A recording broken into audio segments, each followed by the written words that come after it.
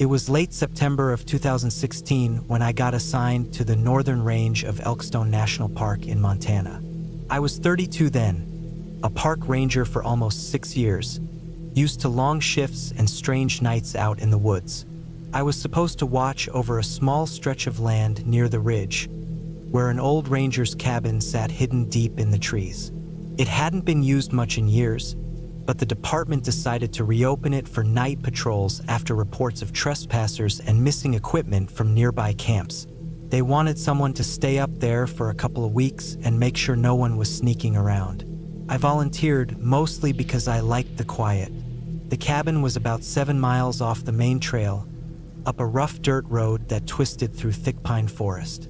I drove as far as the road allowed, then hiked the rest of the way with my pack and rifle. The air was thin and cool, carrying that sharp mountain smell of sap and wet soil. The trees stood close together, tall and straight, their trunks dark from old rain. The sound of the forest was constant, wind brushing through needles, the faint creak of branches, the soft rush of distant water.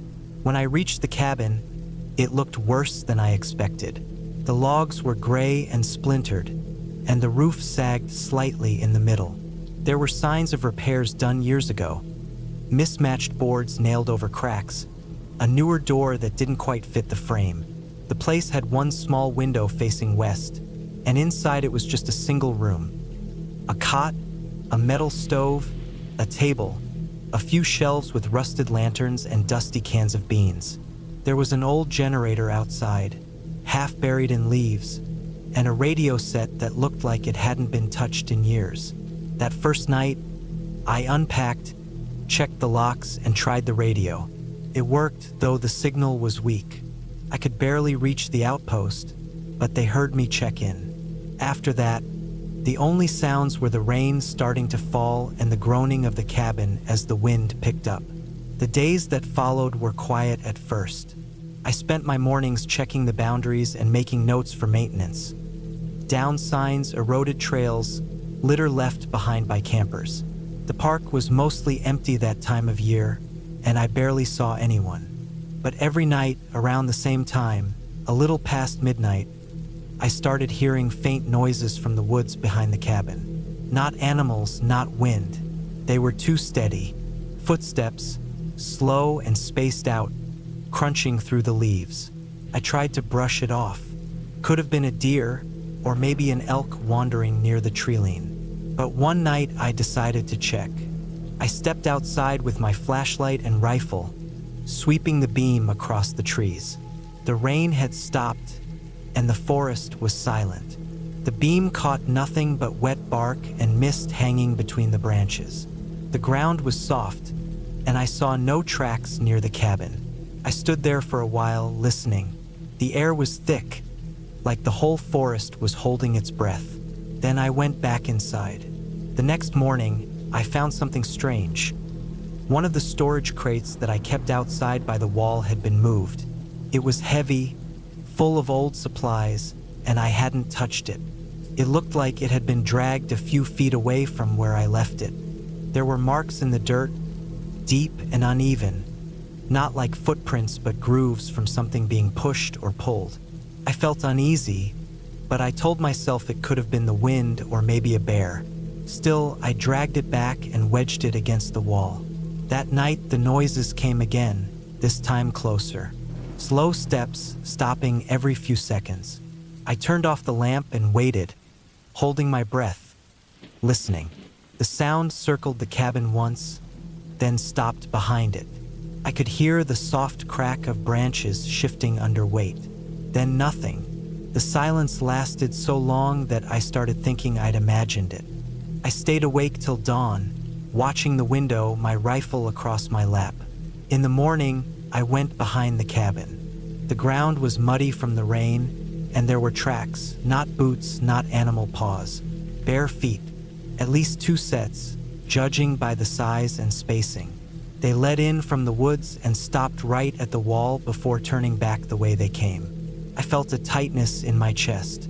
I radioed the outpost, told them what I'd found, but the signal cut out halfway. I couldn't tell if they heard me, I decided to stay one more night before heading back to report in person. I wanted proof, maybe a picture of whoever was sneaking around. I set up a small motion light near the back window and kept the generator running low. The forest was dead quiet by evening.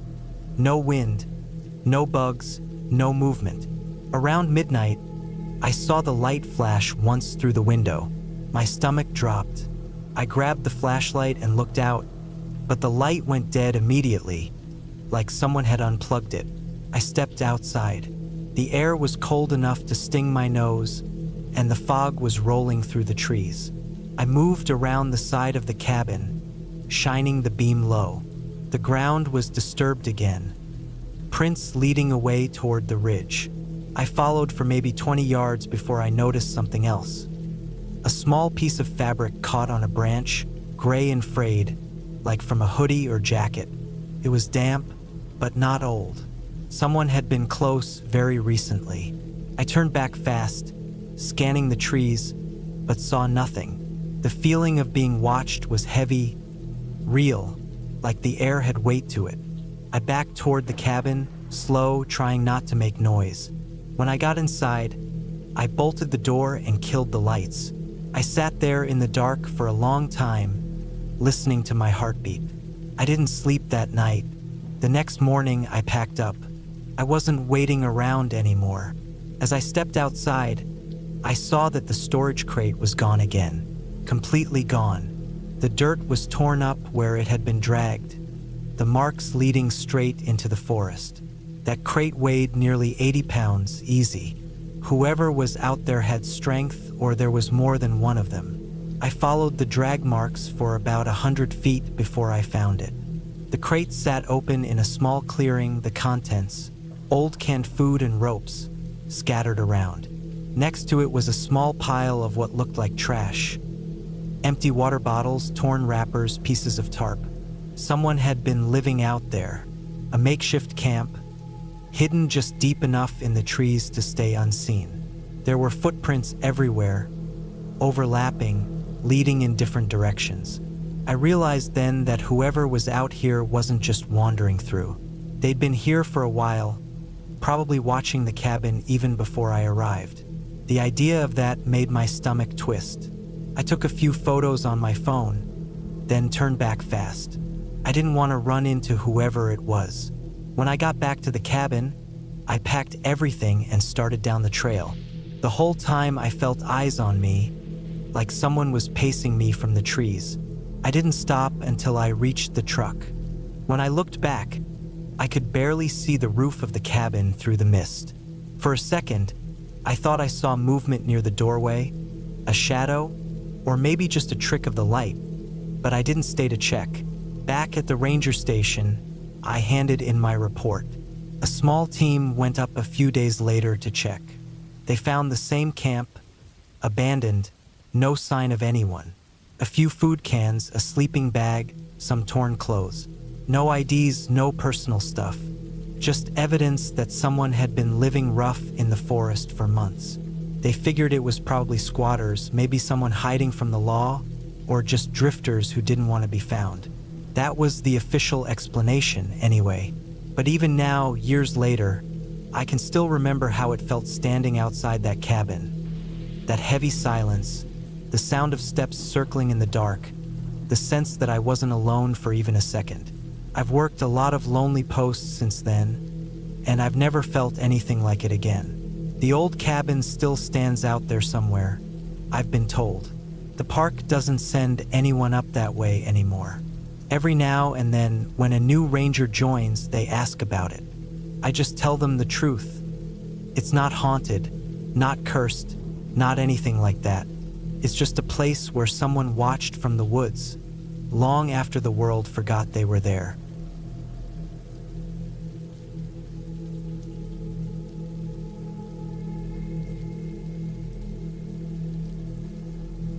It was the winter of 2018 when I decided to take a short break from work and spend a few days alone in a small cabin I had rented in the northern part of England, somewhere near the Lake District. I was 31 then, tired of the same daily routine in Manchester. The noise, the traffic, the same gray streets. I had found the cabin on a small local listing site, owned by some older man who barely used it anymore. The pictures showed a modest wooden structure with a small deck, surrounded by trees and a view that opened toward a quiet, frozen lake. It looked perfect, isolated, peaceful, and simple. The drive up took nearly 6 hours. The weather was dull and misty, with a light drizzle that blurred the windows as I went deeper into the countryside. The narrow roads twisted between rolling hills and leafless trees, their branches black and wet from the rain. I remember passing through small villages with barely any people outside, only the occasional car or an old man walking a dog. The further I went, the more I felt like I was slipping away from everything I knew. My phone signal faded, and the last proper store I saw was almost 20 miles before I reached the dirt road that led to the cabin. The cabin itself sat at the edge of a wooded area, about half a mile from the nearest main road. It wasn't big, maybe 2 small rooms and a kitchen. The exterior wood was dark, probably from years of rain and wind. The inside smelled faintly of damp wood and old smoke, like it had been shut for too long. There was a fireplace made of stone, a single bed, a small table, and a couple of old chairs. It wasn't fancy, but it was enough for a few quiet days. The first night was uneventful. I unpacked, lit the fireplace, and cooked some instant noodles on a small gas stove I brought with me. The sound of the fire and the light patter of rain outside made it feel strangely calming. I sat by the window for a while, looking out into the darkness. The trees looked almost black under the moonlight, their shapes shifting slightly whenever the wind moved them. It was quiet, so quiet that I could hear my own breathing, the faint creak of the wooden floor whenever I shifted in my chair. I went to sleep early, feeling both lonely and oddly peaceful. The next day, I woke up to a thick layer of fog covering everything. I could barely see the lake that was supposed to be just a short walk away. The trees looked like faint shadows, and the air had that heavy stillness that fog brings. I spent most of the morning chopping a bit of firewood and walking around the property. There was an old path that led down to the water, lined with wet stones and dead leaves. The lake was silent, almost frozen, with a thin sheet of ice forming near the edges. It was on my walk back that I noticed something strange. About 100 feet away, near the tree line, I thought I saw someone. At first, I assumed it was another hiker or maybe a local cutting through the woods. But the way the person stood there caught my attention. It was a woman, I think, tall and thin, wearing what looked like a long coat or dress. She was standing completely still, facing toward the trees, not moving at all. I stopped for a few seconds, trying to see her more clearly, but the fog was too thick. When I took another step forward, she was gone. I told myself it was probably just a trick of the fog, maybe a branch or a shadow. I went back to the cabin, made some tea, and tried not to think too much about it.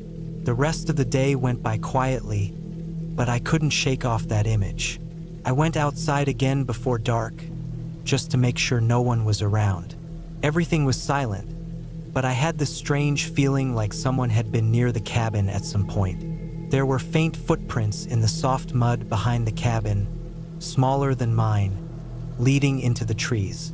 They weren't fresh, but they weren't old either. That night, I couldn't sleep easily. The wind had picked up, and the branches kept scraping against the roof. Around midnight, I heard what sounded like something tapping against the side of the cabin.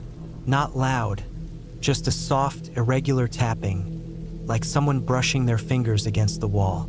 I tried to ignore it, thinking it might be a branch moving in the wind, but it kept happening, always from the same spot. I lay there for what felt like an hour, listening, my mind racing with all kinds of explanations. When I finally gathered the nerve to check, I looked out the window but saw nothing, just the fog and the faint outline of trees. By the third day, I was uneasy. I had planned to stay 4 nights, but I already wanted to leave. I spent most of that morning indoors, trying to read but constantly glancing at the window.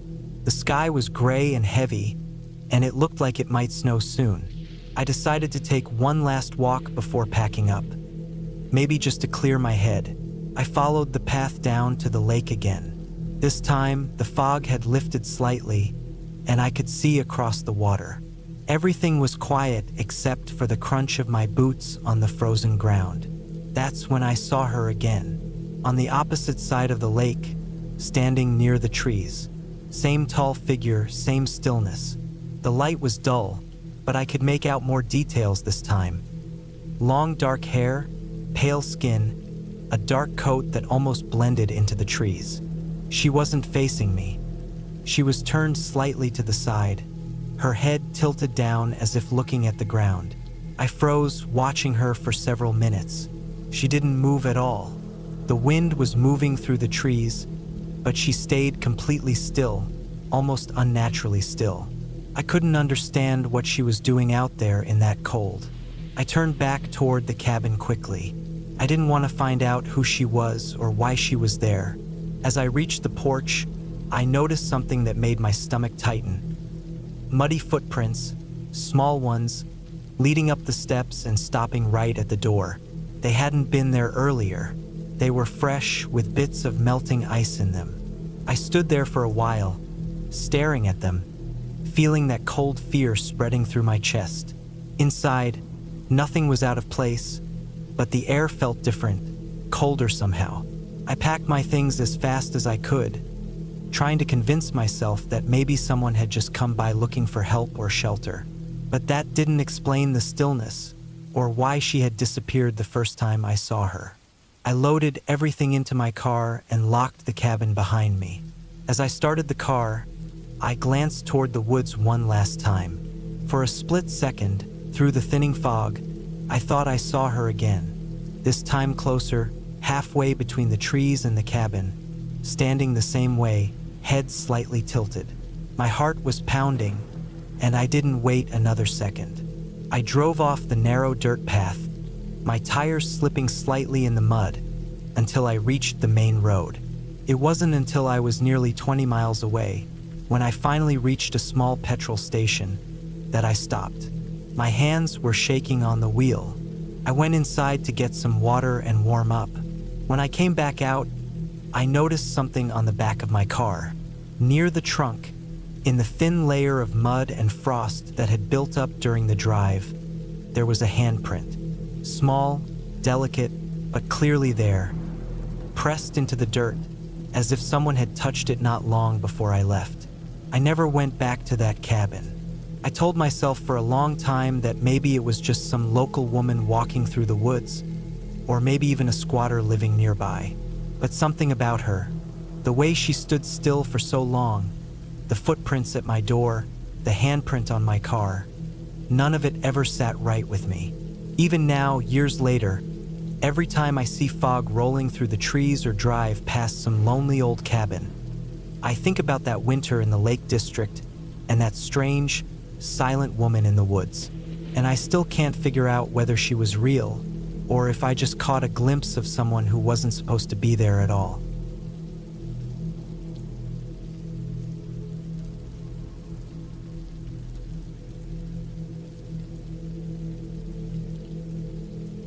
It was late October of 2014 when I decided to spend a few days alone in an old cabin that used to belong to my uncle.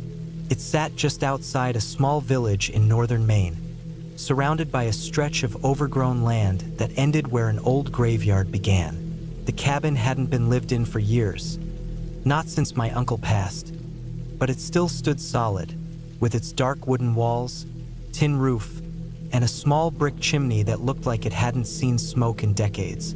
I was 32 at the time, tired from city life and wanting quiet, somewhere I could clear my head. I thought a few days of solitude would do me some good. The drive up there took most of the afternoon. By the time I turned off the main road onto the narrow dirt path that led to the cabin, the sun was low and the trees around me were nearly black silhouettes. The road was rough and full of potholes, with weeds and saplings pushing through the gravel. When I reached the clearing, I parked beside a pile of broken boards that had once been a shed. The air was colder there, heavier somehow. The smell of damp earth and pine needles filled the air, mixed with something faintly metallic, like rust. The cabin door creaked when I pushed it open. The air inside was thick and musty. Dust coated everything. The wooden floor groaned under my boots. There was a small kitchen to the right, a single room with a table, a chair, a sink, and a stove that looked older than I was. To the left was the main room with a fireplace, a cot, and a window that faced directly toward the graveyard through a thin patch of trees. I could see part of the iron fence even from the doorway, crooked black posts half swallowed by vines. I spent the first hour cleaning up. I swept the floor, aired out the place, and checked the cot for mice or mold. The cabin was simple but solid. No electricity, just an old kerosene lamp on the table and a few candles scattered around. I had brought enough food for a few days, mostly canned stuff, and a small camping stove. I remember thinking how peaceful it was, how far away from everything. The only sounds were the wind moving through the trees and, once in a while, a branch cracking somewhere deeper in the woods. That first night was colder than I expected. I built a small fire in the fireplace, just enough to keep the chill away, then sat by the window and looked out toward the graveyard. I could just make out the tops of the tombstones in the moonlight, gray shapes standing crookedly in the overgrown grass. I tried not to stare too long, but there was something about that view that made me uneasy. Maybe it was the way the mist clung to the ground or how silent everything became after dark. Even the wind seemed to die down completely. At some point during the night, I woke up to the sound of something scraping outside. It was faint but sharp, like metal dragging on stone. I lay still on the cot, staring at the ceiling, listening. It stopped after a few seconds. I figured it might have been a branch falling or maybe an animal moving through the brush, so I tried to ignore it and go back to sleep. Still, I couldn't shake the uneasiness that spread through my chest. The next morning, I went out to check around the cabin. The air was damp and cold. The ground was soft from rain the night before, and my boots left deep prints in the mud. Behind the cabin, near the line of trees, I found fresh marks in the dirt, long, shallow scratches running parallel to each other. They looked too straight to be from an animal, almost like something had been dragged. I stood there for a while, trying to make sense of it, then finally decided it was probably from some old piece of scrap metal or fencing that shifted in the wind. I told myself not to overthink it. The day passed quietly. I spent the morning gathering firewood and the afternoon exploring the area. The graveyard wasn't large, maybe 30 or 40 graves at most, and most of the stones were cracked or leaning. The names were worn down by time. A few of the graves had sunken in slightly, leaving uneven mounds of dirt. The iron gate at the entrance hung open on one hinge, moving slightly whenever the wind picked up. I walked through it carefully, reading what names I could still make out. The newest date I saw was from the 1970s. The rest were much older. That evening, I cooked a small meal, then sat outside on the steps with a flashlight, listening to the forest settle. The sun went down fast, and the temperature dropped again. The moonlight lit up the tops of the trees, and in the distance, I could see the faint outline of the graveyard fence. Everything was still.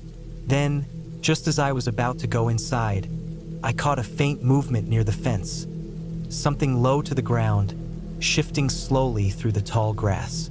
I couldn't tell what it was. It didn't move like a deer. It seemed slower, deliberate. I stood there for a minute, flashlight aimed that way, but the beam couldn't reach far enough. When I finally went inside, I locked the door and added more wood to the fire. That night, I barely slept.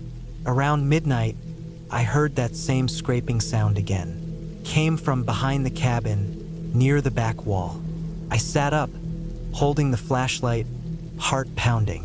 The sound came and went, like something being pushed or dragged along the ground. Then it stopped completely. I waited in silence for what felt like forever. Eventually, I fell asleep sitting up.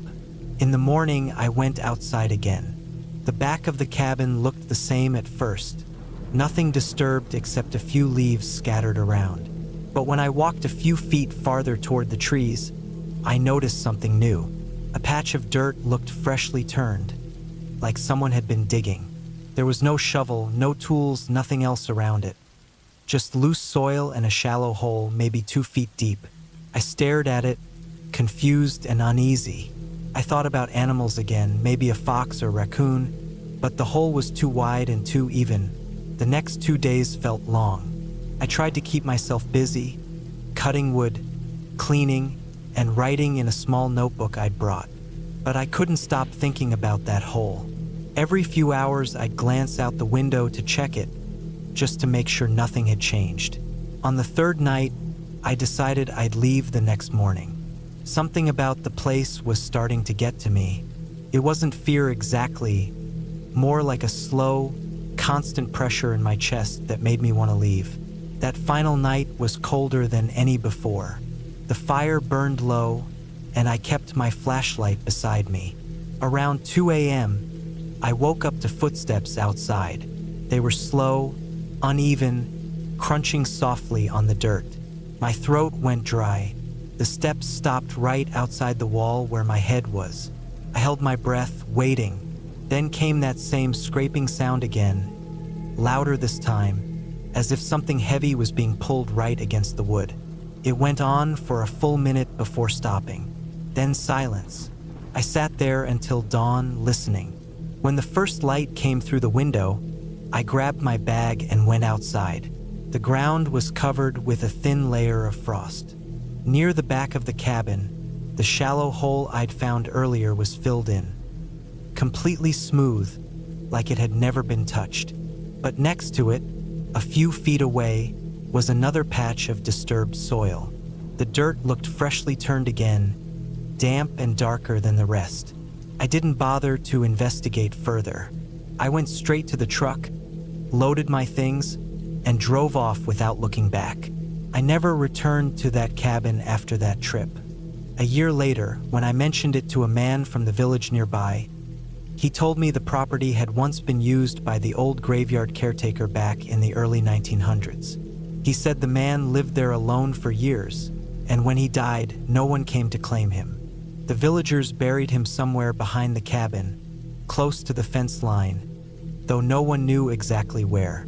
Every now and then, I think about those nights, the sounds, the holes in the ground, the way the soil looked freshly disturbed each morning. Maybe it was just animals. Maybe the frost and the wind shifted things around. I've told myself that hundreds of times, but when I close my eyes, I can still picture that patch of dirt. Smooth, freshly packed, like someone had just finished burying something, or someone.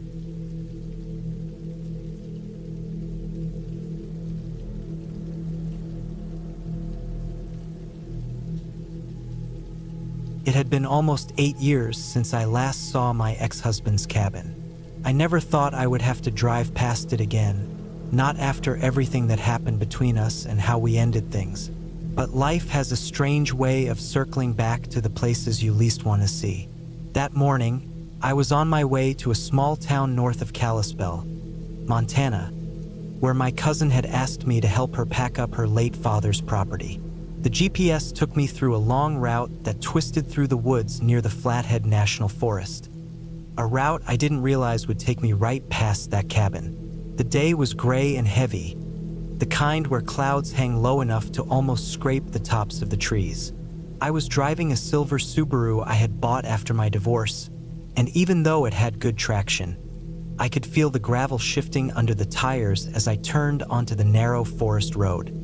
The pines on either side leaned in close, tall and old, and the forest smelled damp from the rain that had passed the night before. My hands were gripping the steering wheel a little tighter than usual. I hadn't thought about that place in a long time, but the memory started coming back as soon as I recognized the curve in the road.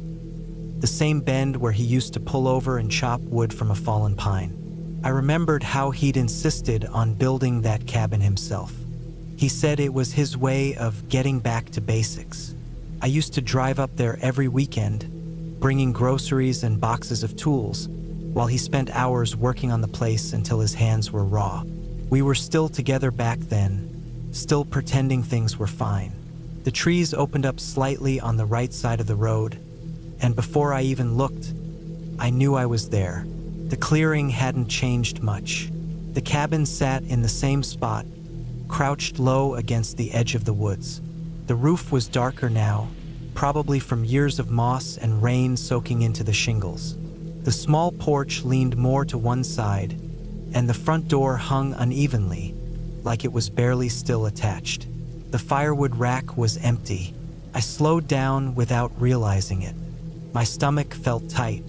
I could see the place clearly now, the same two windows, one broken in the corner, and the metal chimney that used to whistle in the winter wind.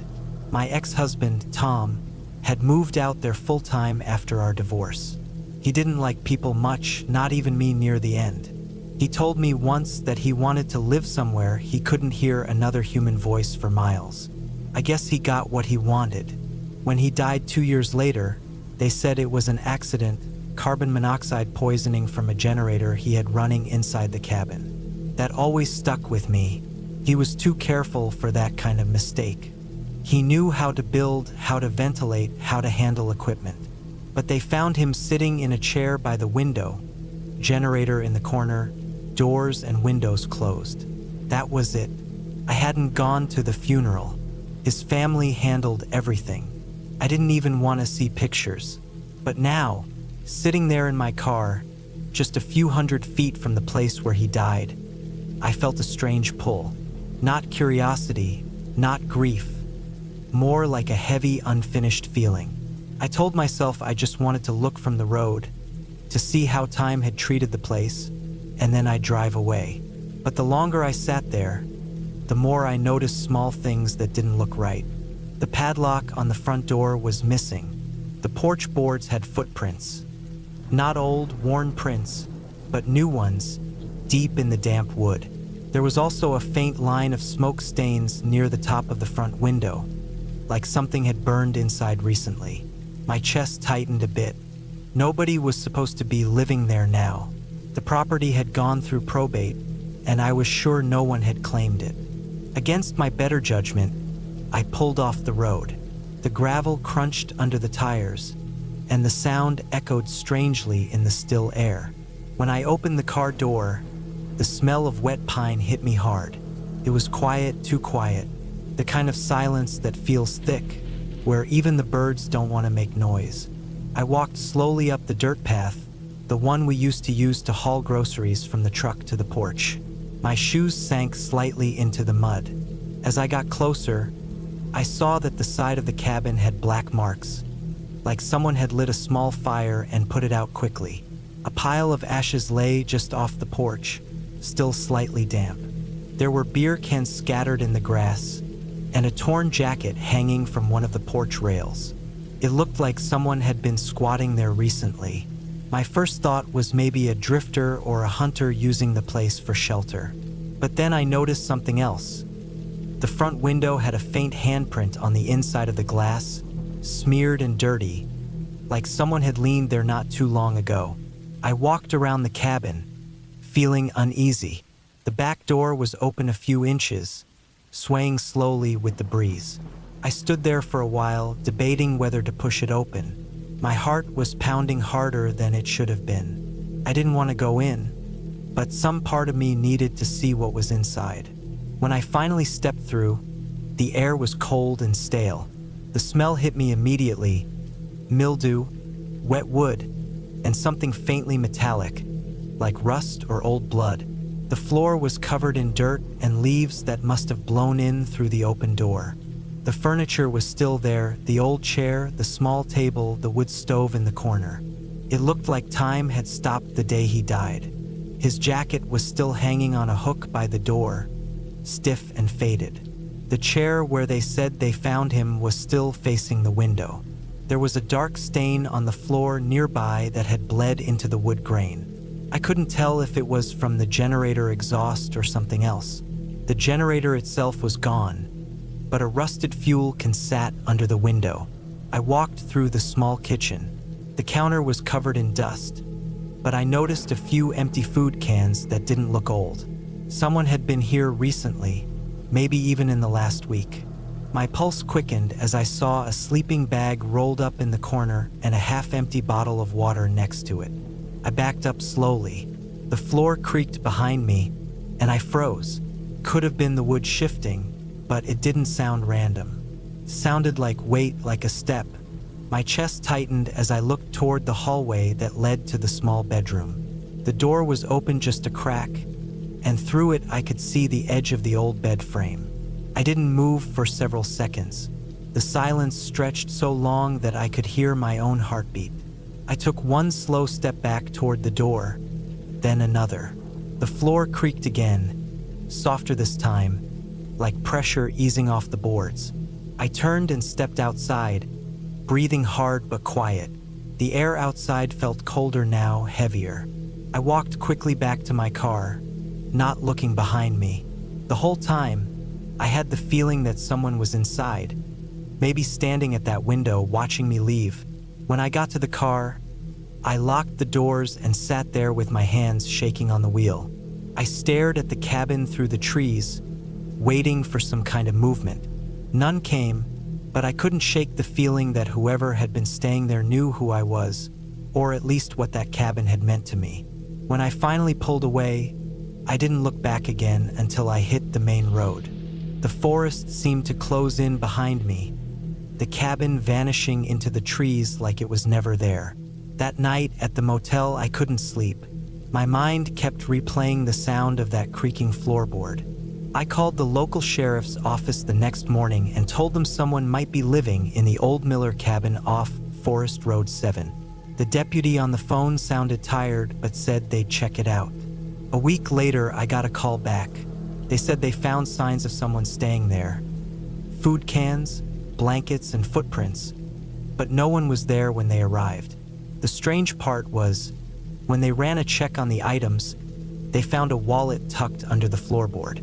Inside was an old driver's license. It was my ex-husband's. They said it must have been missed during the investigation years ago. But the photo didn't look right. The license had expired the year after he died. But the picture on it wasn't the same one I remembered. His hair was longer, grayer, and his face thinner, like the picture had been taken later. I didn't ask any more questions after that. The cabin was torn down a few months later by order of the county. They said it was unsafe and attracting squatters. But sometimes when I drive through that area for work, I still take the long route. Not to see the cabin, but to remind myself that some things don't ever really stay buried. Not the places, not the people, and not the memories you thought you'd left behind in the woods.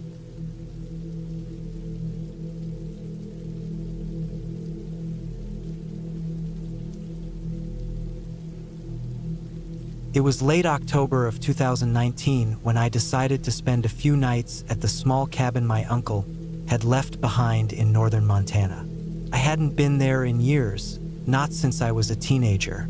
I was 34 then, burned out from my job and just needed quiet.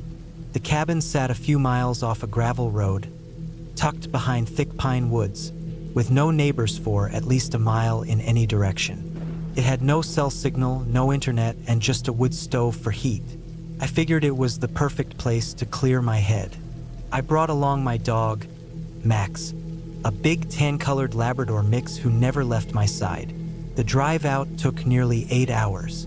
By the time I reached the old dirt path that led into the woods, the sun was already low, a dull orange light slipping through the trees. The air smelled like wet leaves and cold soil. The cabin was smaller than I remembered, wood darkened from weather, the porch slightly tilted. The windows looked dusty but intact, and the metal chimney leaned a bit to the left. When I pushed open the door, dust came up from the floorboards, and the smell of old wood and faint mildew hit me. Inside, the cabin was simple. One small room with a bed, a wood stove, a table, and 2 chairs. There was a tiny kitchen area with a hand pump for water and a rusted gas stove that looked like it hadn't been used in years. I opened the windows to let some air in. Max walked around sniffing every corner, tail wagging lightly. I unpacked the basics: some canned food, a sleeping bag, matches, and a flashlight. There was a stack of chopped firewood on the side of the cabin, still dry enough to use. That first night was calm. I sat by the fire with Max at my feet, listening to the steady rhythm of wind moving through the trees, the kind of silence you can only find that far from everything. I slept fine, though I woke once in the night when Max stood up suddenly and looked toward the door, his ears raised. I didn't hear anything then, just the usual sounds of the forest: crickets, the faint hoot of an owl, and the crackle of the wood stove. After a few minutes, he lay down again, and I went back to sleep. The next morning was foggy. The trees outside looked like pale shadows, the ground covered with wet leaves. I decided to walk down to the creek about half a mile from the cabin. Max trotted ahead, stopping now and then to sniff at something invisible. The water was running slow, reflecting the gray sky above. I remember feeling peaceful there, standing by the edge with the smell of pine and damp moss. When I got back to the cabin, I noticed something strange. The back door, which I was sure I had latched, was open just a few inches. I told myself it must have been the wind. Maybe I hadn't closed it properly. Still, the way it hung slightly crooked bothered me. I checked inside, nothing was moved. Everything was exactly where I'd left it. I closed the door tight this time, made sure the latch caught. That night, it rained hard. The sound on the metal roof was steady and sharp. I fed the fire again before lying down. Around midnight, Max started growling, low and quiet at first. His body was tense, his eyes fixed on the window facing the tree line. I sat up and listened. The rain had slowed to a soft patter, and beneath it, I heard what sounded like something moving outside. Not fast, not like an animal running, but slow steps, careful ones. My heart started pounding, and I reached for my flashlight. I didn't see anything at first, just the reflection of light on the wet trees. Then, maybe 30 feet out, I noticed a dark shape near the edge of the woods. It wasn't clear. It could have been a tree stump or maybe a person standing still. The rain blurred everything. I watched for a long time, maybe a minute or more, until my eyes began to ache. The shape didn't move. I finally shut the flashlight off and sat there in the dark, listening. The noise outside stopped. In the morning, I walked out there to check. There were footprints, clear ones in the soft mud, leading around the side of the cabin. Human footprints. No shoes, no boots. Bare feet. They were deep, spaced evenly, as if whoever made them wasn't in a hurry. I followed them for a few yards before they disappeared into the wet leaves. My stomach felt tight. I didn't know what to think. Maybe some drifter, maybe a hunter who got lost, though I'd never heard of anyone walking barefoot out there. I stayed close to the cabin that day. I kept Max inside most of the time, just letting him out to use the bathroom. The air stayed damp and cold, and by afternoon, the fog rolled in again. The woods looked thicker than before, darker, even though it wasn't late.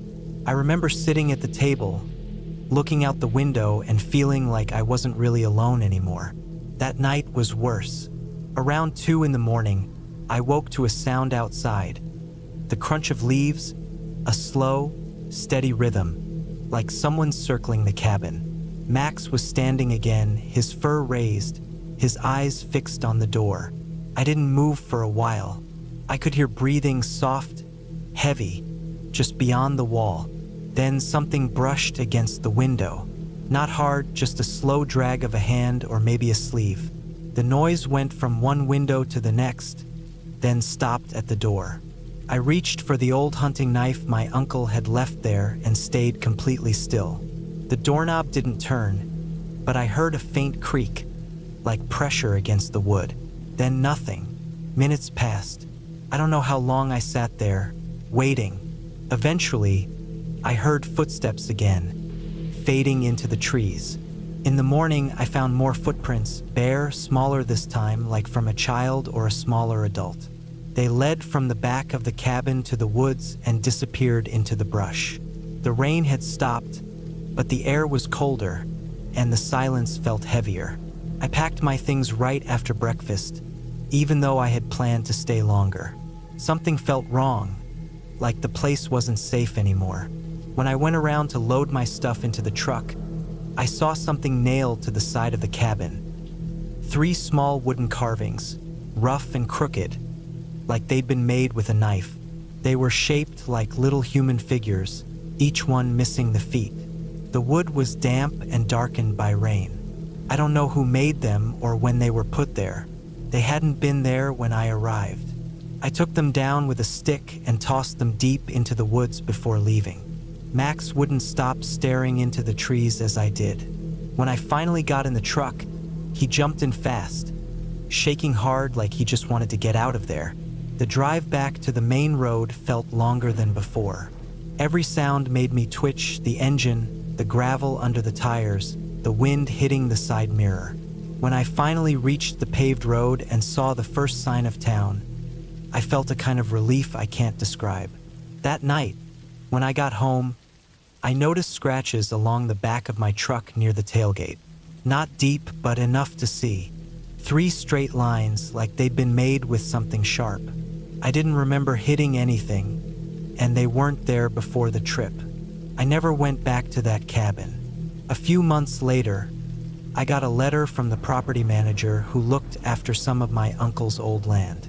He said someone had broken into one of the old cabins nearby and left it in ruins. Trash everywhere, doors torn off, carvings left on the walls. He didn't ask questions, just said he'd handle it. I didn't reply. Sometimes I still think about those footprints and the way they looked: bare, deep, steady. Whoever was out there wasn't lost. They were moving with purpose, circling, watching. The carvings, the sounds at night, the scratches on the truck. All of it felt like someone trying to send a message I never understood. I keep that knife from the cabin in my drawer now, still a bit rusted at the handle. I don't know why I kept it. Maybe to remind myself that what happened was real, that it wasn't some trick of imagination or stress. I haven't camped alone since that trip. Even when I take Max for walks now, if the woods get too quiet, I start to feel that same weight in my chest. Like someone is still out there, watching from the trees, waiting for me to come back.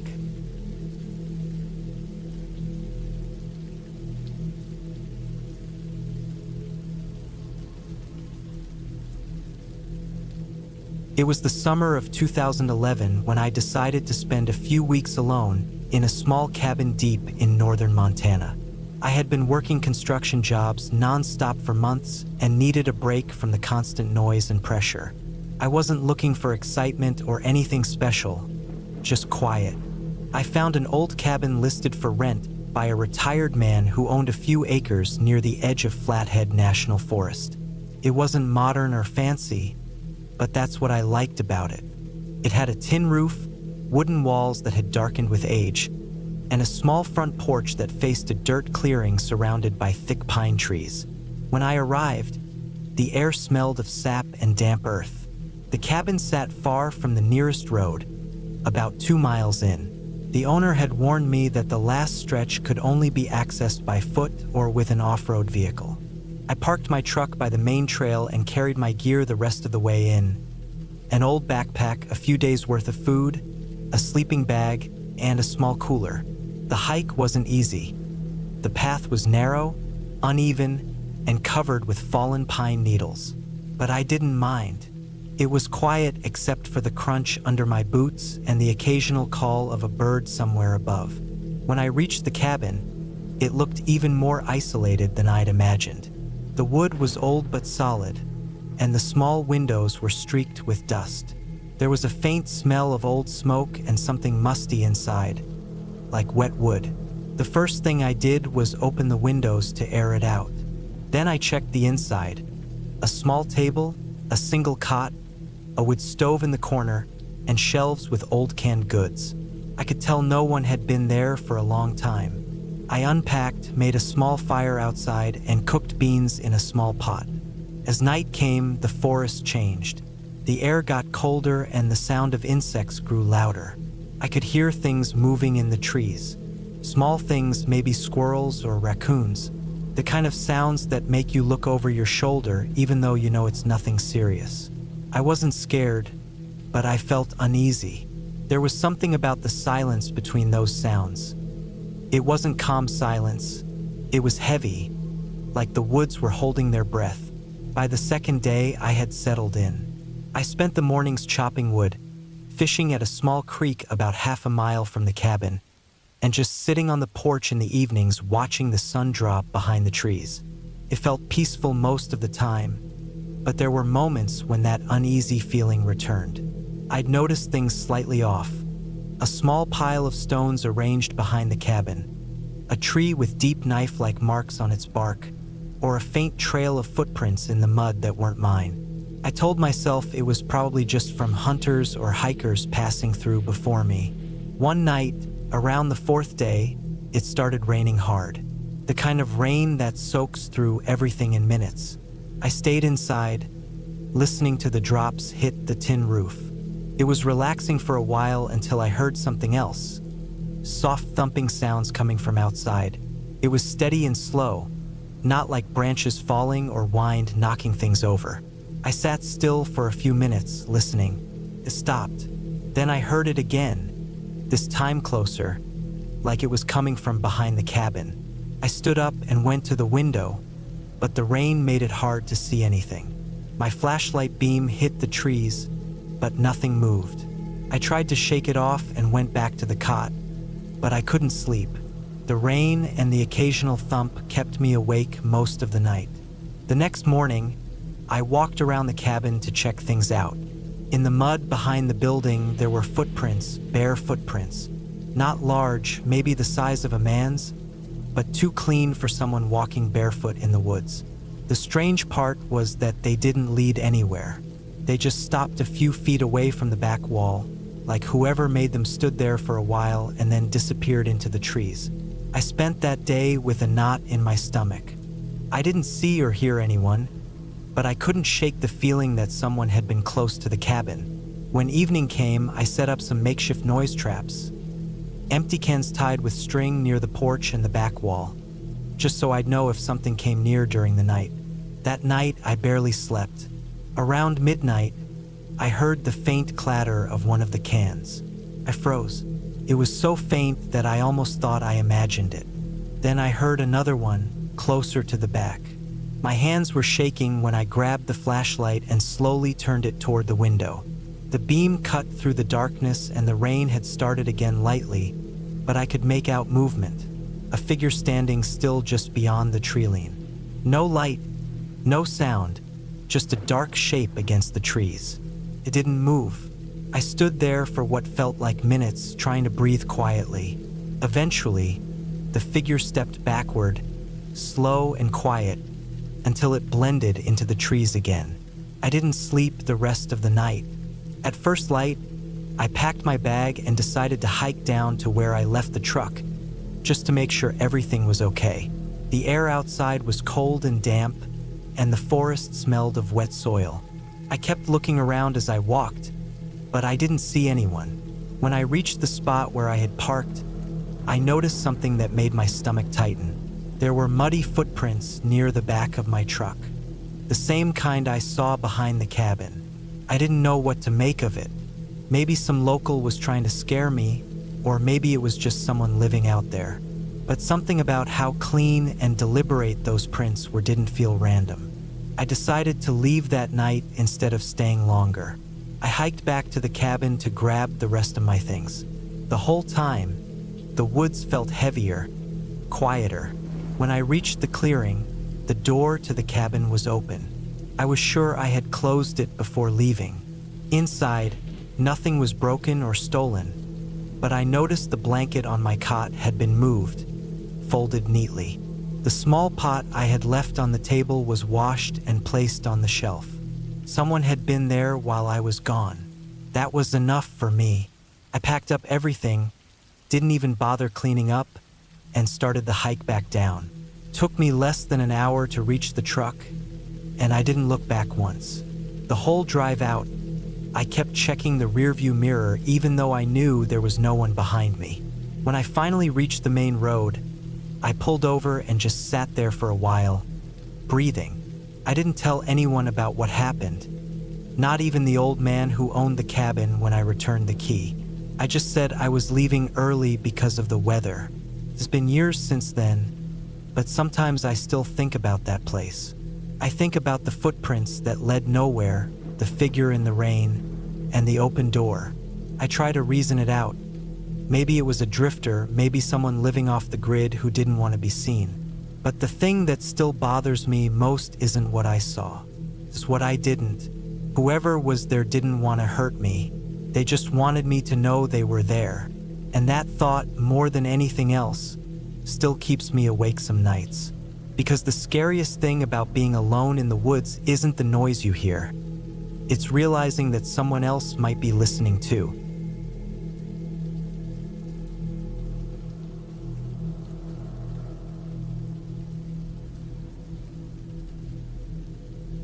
It was late October, the kind of cold that settles into your bones and makes you feel older than you are.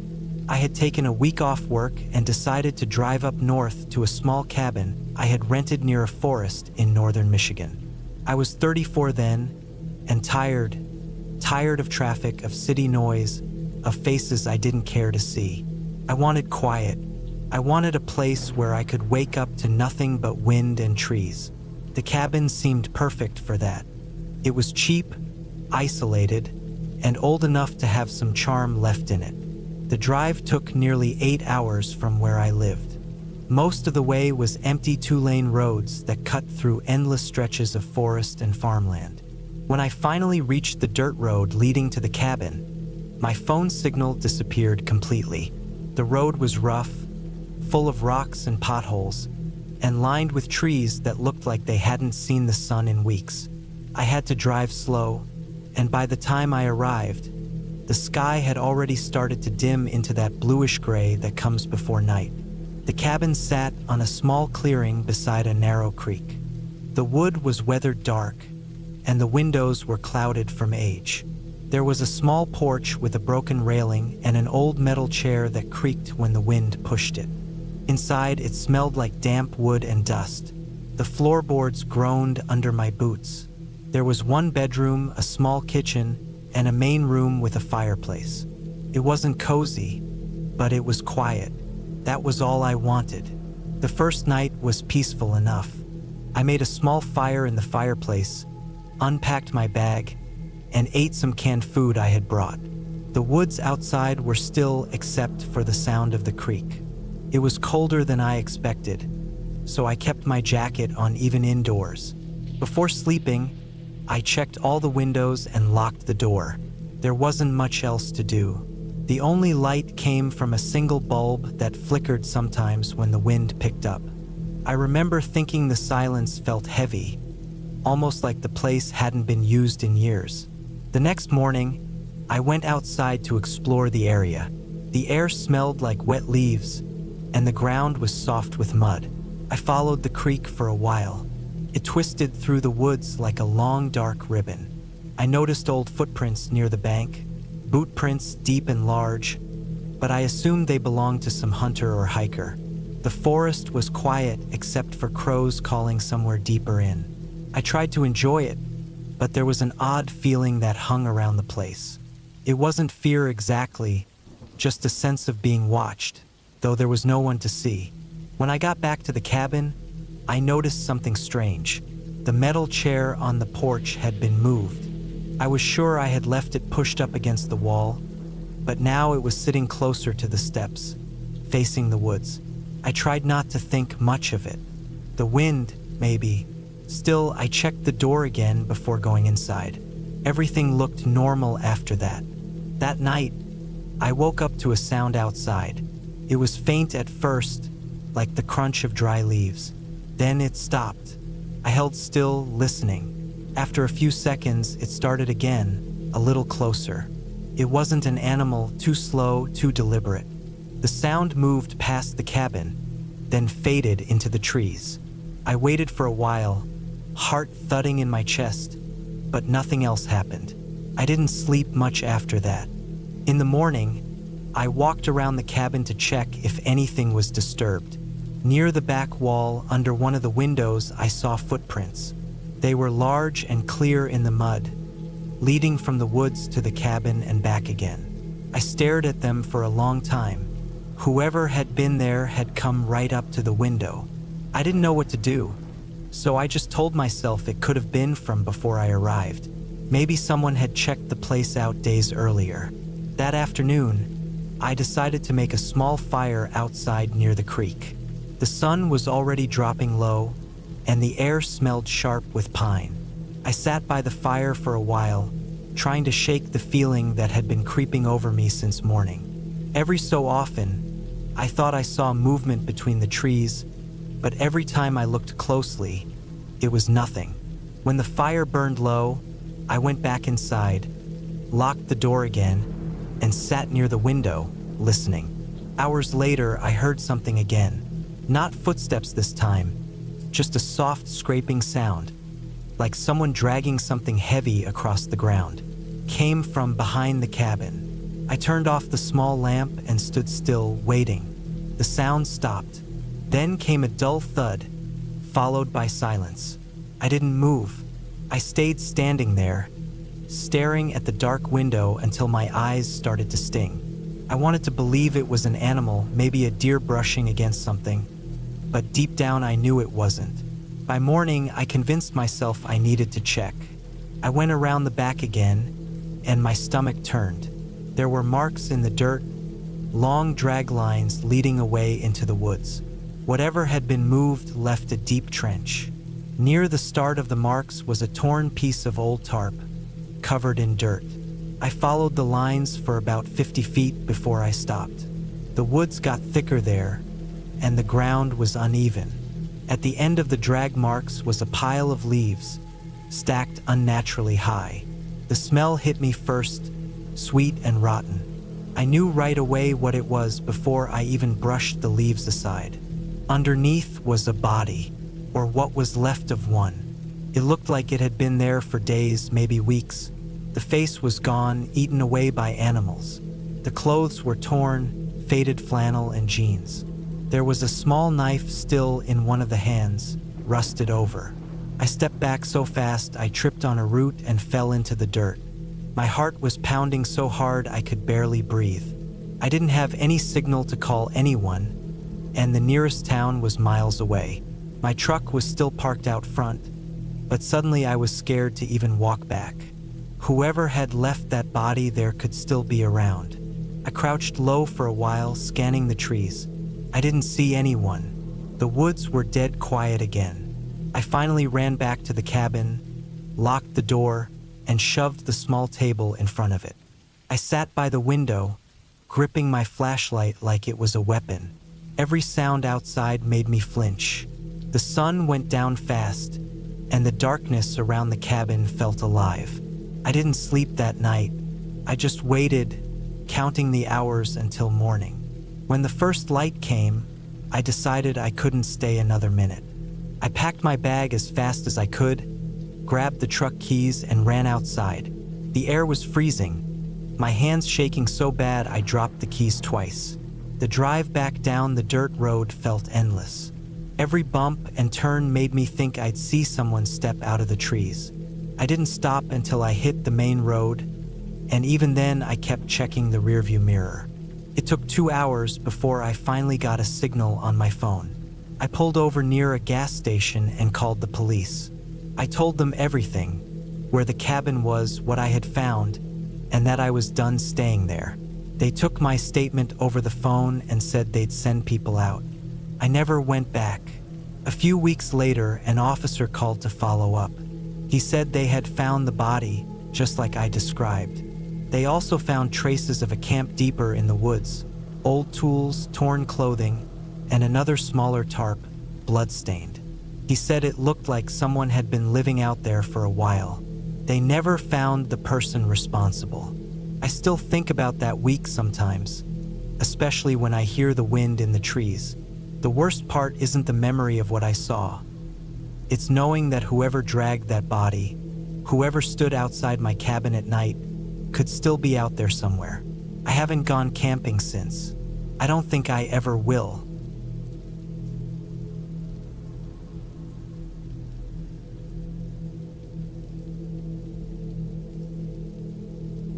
It was the summer of 2012 when I decided to drive out to my grandma's old cabin in northern Minnesota.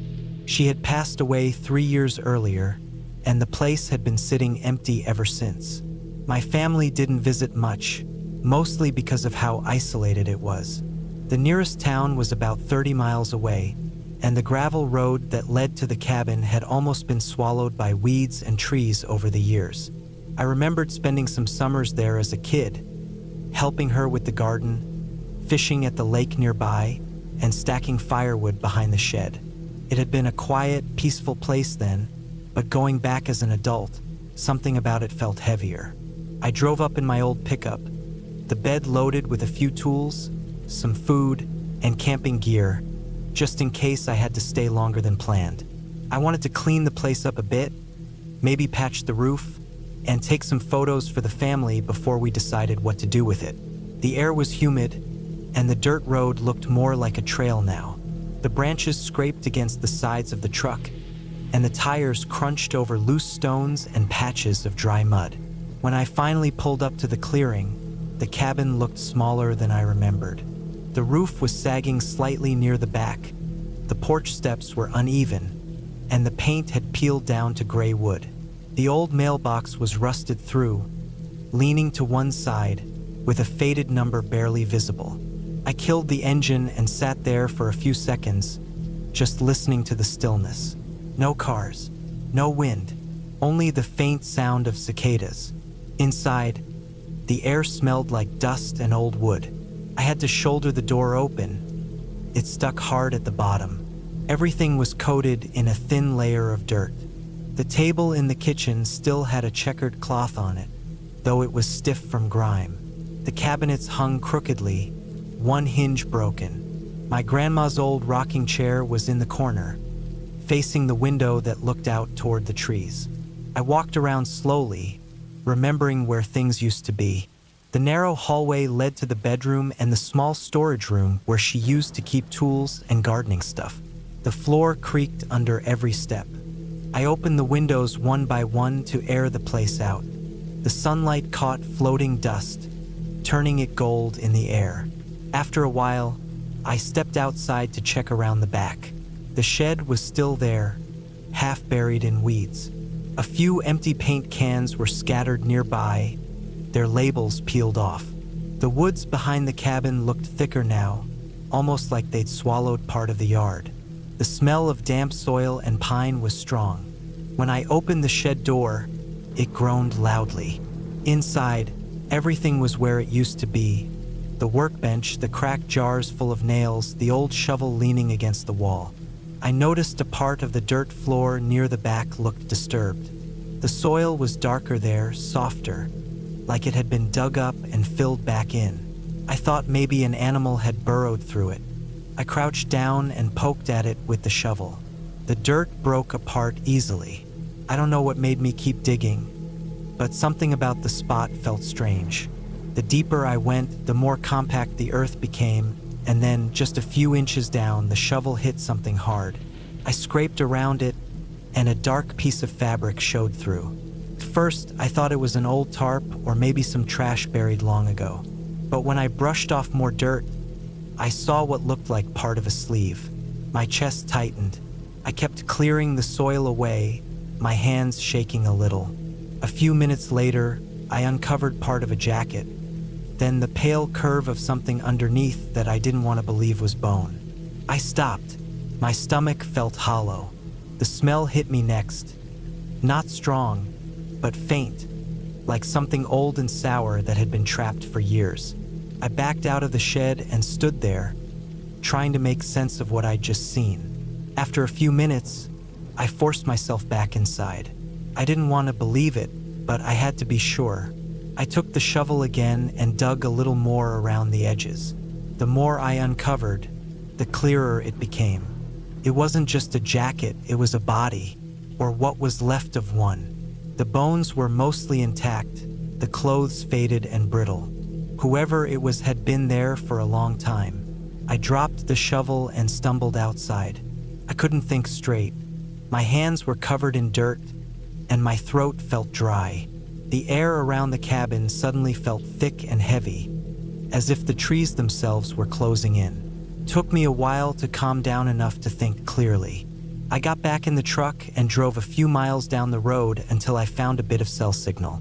I called the sheriff's office and told them what I'd found. They said they'd send someone out right away. By the time they arrived, 2 deputies and an older man who looked like a detective. The sun was already starting to dip behind the trees. They taped off the area and went into the shed while I stood near the truck, trying not to look. One of them came out a few minutes later, his face tight, and told me to stay put. They spent the rest of the evening there, taking photos and digging around the area carefully. They found more pieces of clothing, a rusted belt buckle, and what looked like an old hunting knife near the edge of the shallow pit. I overheard one of them say something about the bones being there for at least 20 years. Later, when they were done, the detective came over and asked me a few questions. When I'd last been to the cabin, who had lived there, whether my grandmother had ever mentioned anything strange. I told him no, never. She had lived alone after my grandfather died. But she wasn't the kind of person to hide things. She kept to herself, took care of her garden, and rarely went into town except for groceries. They packed up what they could and said they'd contact me once they had more information. They didn't seem eager to speculate, but I could tell from their expressions that they were trying to piece something together. That night, I stayed at a motel in town. Couldn't sleep. Every time I closed my eyes, I saw that dirt-covered sleeve sticking out of the ground. My mind kept running through all the summers I'd spent there, wondering if that body had been lying just a few feet away the whole time. A week later, the sheriff called me. He said the remains were confirmed to be male, likely from the late 1980s or early 1990s. No ID, but they'd found an old wallet nearby that was too damaged to read much from. He said they were checking missing persons reports from around that time. I asked him if there was any connection to my grandmother. He paused, then said they didn't think so, not directly, but they had found something odd inside the cabin, tucked behind a loose board near the floor, a small metal key and a folded note. The paper had been torn and stained, but one line was still clear enough to read. Asterisk, didn't mean to hurt him. Asterisk, after that, I didn't go back to the cabin. My family decided to sell the property. None of us wanted to keep it anymore. The new owner tore the place down the following spring.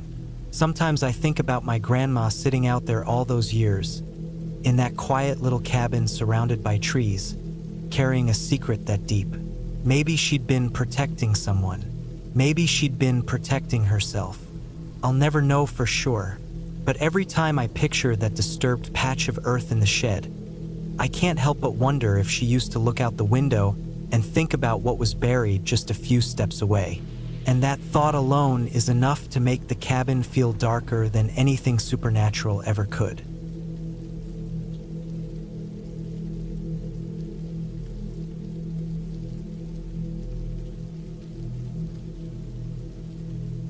It was early October of 1998, somewhere deep in the northern part of Oregon.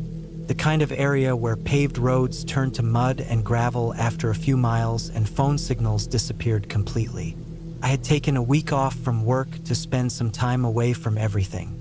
I wanted quiet, a place where I could hear my own thoughts. I had been planning to build a small cabin on a piece of cheap land I bought near an overgrown logging road, a few miles from the nearest town. It wasn't much. Just a few acres of thick woods with a small clearing near a slope that led down to a creek.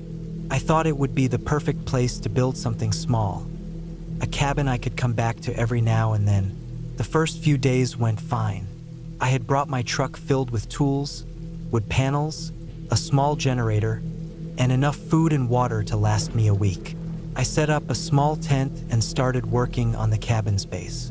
The ground was soft from the recent rain, which made digging a little easier but also made everything damp. Every evening I'd light a small fire, cook something simple, and listen to the quiet around me. Only the sound of the creek and the distant rustle of branches. It was peaceful in a strange way, being that far out alone. By the fourth day, clouds began to gather. The weather forecast before I left had mentioned a chance of rain, but it looked heavier than I expected. I decided to keep working until the rain actually started. I managed to get most of the wall frames up, nailed and secured. Around late afternoon, the sky turned darker, and I could smell the rain before it started. That wet, heavy scent of soil and pine needles. When the rain came, it came hard. It was sudden, loud, and constant. Within minutes, everything around me turned slick and muddy. My tent was barely holding up against the wind, and water started pooling underneath it. I didn't want my tools getting ruined, so I dragged what I could under the half-built frame of the cabin. I didn't have a roof yet, but at least it offered some shelter from the sideways rain. I decided to stay inside the cabin frame for the night. I had a small tarp that I tied across the top beams to keep the rain out a little.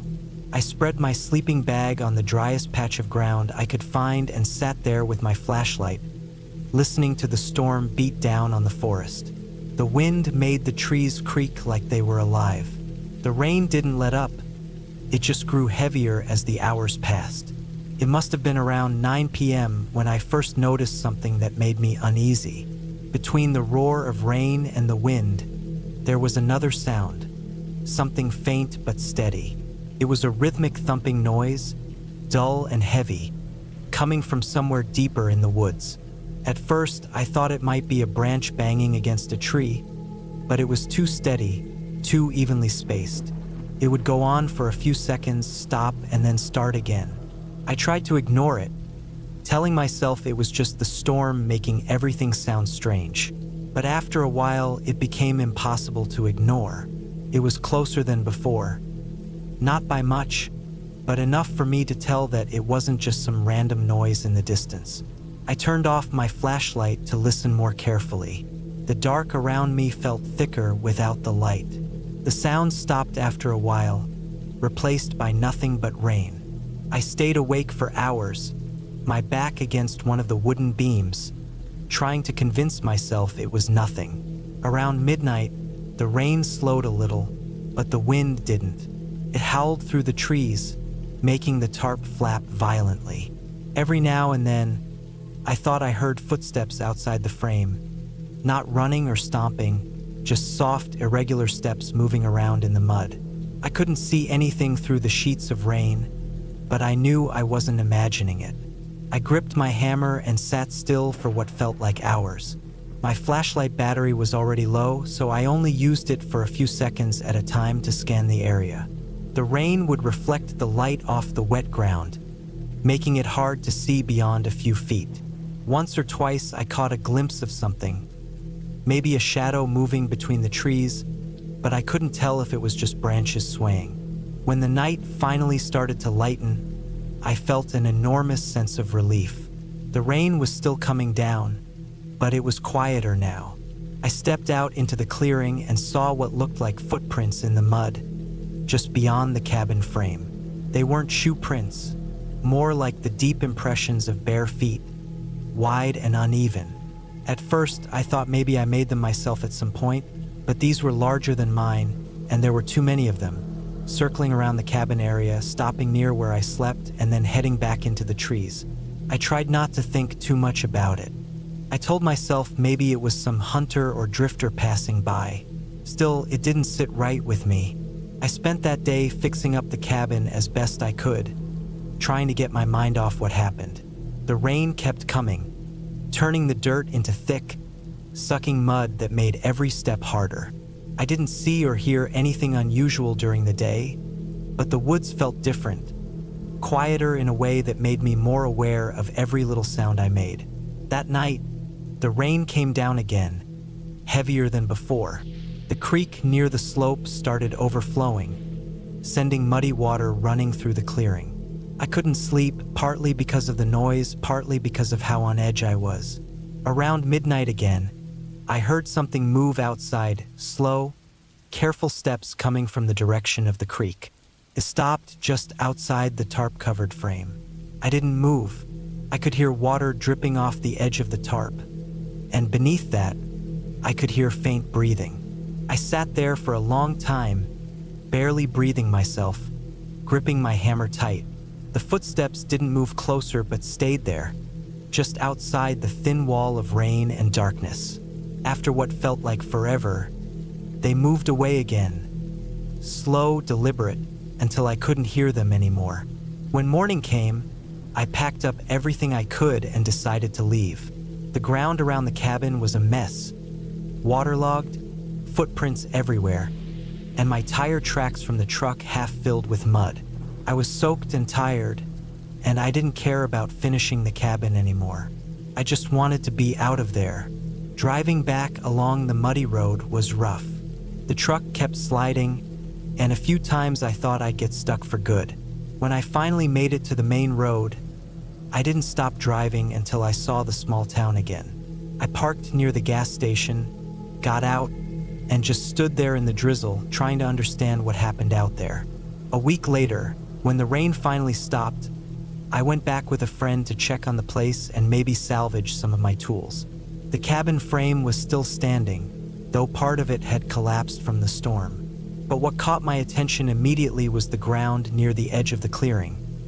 There were more footprints in the dried mud, same size, same shape, circling the area again. We didn't stay long. I loaded what I could into the truck and left the rest. I sold that piece of land a few months later and never went back. I told myself it was probably just some local drifter who stumbled across my site, but I still think about those nights when the rain was so heavy that every sound felt alive. Sometimes when it rains hard now, and I can hear the wind hitting my windows, I think about the sound of those footsteps outside that half-built cabin. Slow, patient, and too close for comfort. I never figured out who or what it was, but I learned that silence in the woods isn't always peace. Sometimes it's just waiting for you to notice it.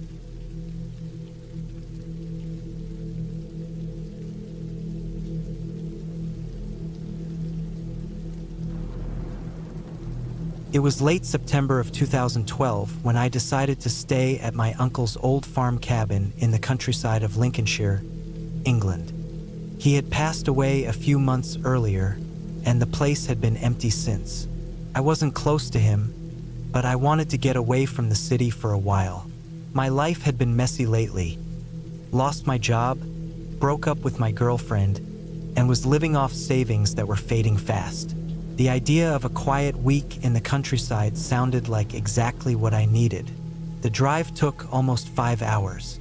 By the time I reached the farm road, the sky was dim and cloudy. The air had that early autumn chill where the wind feels heavier than it should. The road leading up to the cabin was rough and unpaved, just long stretches of dirt and stones surrounded by overgrown grass and dead corn stalks. The cabin sat at the end of the lane beside an old, collapsed barn and a field that looked like it hadn't been worked in years. It wasn't a big cabin. 2 rooms, both with cracked windows and fading wood panels.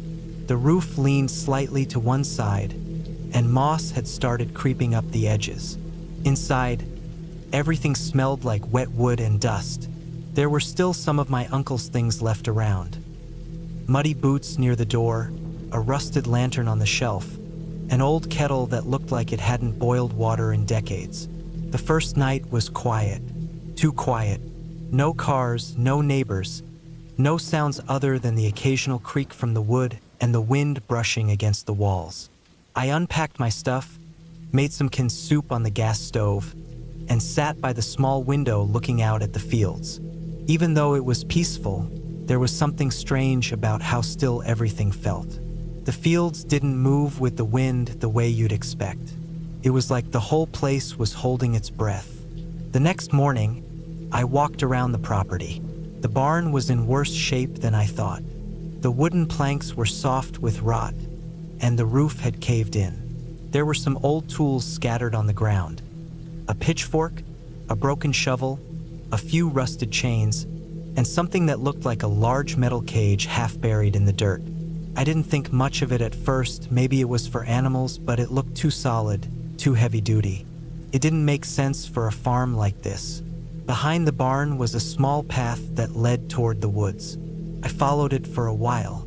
The trees were dense, and the ground was soft with fallen leaves. About 10 minutes down the path, I found something odd. A wooden shed I hadn't seen before. It was smaller than the barn, maybe 6 feet by 8, with a heavy lock on the door. The wood around it was darker, like it had been burned at some point. I didn't have a key, and I wasn't about to break into it, so I just turned around and walked back. But I couldn't stop thinking about it. That night, the sounds started. It was around 2 a.m. when I woke up to a dull scraping sound outside the cabin. It wasn't close at first, but it was steady. It sounded like metal dragging across the ground. I froze in bed, listening. The sound got louder, like it was circling the cabin. I sat up and tried to look out the window, but it was too dark to see anything. I told myself it was probably just an animal, maybe a fox or badger getting caught in some wire, but the sound didn't stop. It came and went through the night until I finally fell asleep just before sunrise. In the morning, I checked outside. The dirt around the cabin had deep, uneven marks, like something heavy had been dragged around. I followed the marks, and they led halfway toward the barn before disappearing near the collapsed roof. I looked around, trying to make sense of it, but there was nothing there, no signs of tools, no footprints, nothing that explained it. The following night, I couldn't relax. Every sound felt louder, sharper. Around midnight, I heard the same dragging sound again, this time closer. Came from behind the cabin. My hands were shaking as I grabbed the flashlight and went to the window.